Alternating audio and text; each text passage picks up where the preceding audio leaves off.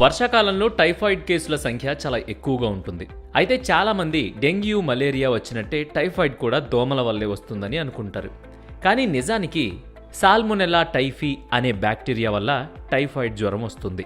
ఈ బ్యాక్టీరియా ఉన్న పదార్థాలను మనం తినడం వల్ల, తాగడం వల్ల అది మన శరీరంలోకి ప్రవేశిస్తుంది. దీంతో టైఫాయిడ్ జ్వరం వస్తుంది.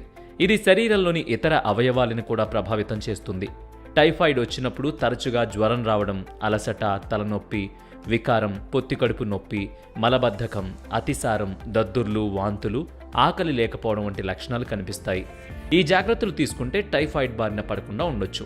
కొబ్బరి నీళ్లు, పండ్ల రసాలు ఇలాంటివి ఎక్కువగా ఇవ్వాలి.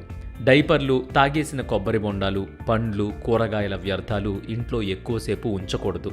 టైఫాయిడ్ జ్వరం నిర్ధారణ అయితే వైద్యుల సలహా మేరకు యాంటీబయాటిక్స్ వాడాలి. పిల్లలకు టైఫాయిడ్ రాకుండా టీకాలు వేయించాలి.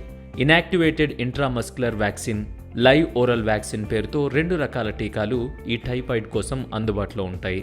టీకా తీసుకున్నప్పటికీ టైఫాయిడ్ రాకుండా తగిన జాగ్రత్తలు తీసుకోవడం మంచిది. ఎందుకంటే ఇప్పుడిప్పుడే సీజన్ మారుతుంది కాబట్టి మన ఆరోగ్యం గురించి తగిన జాగ్రత్తలు అవసరం.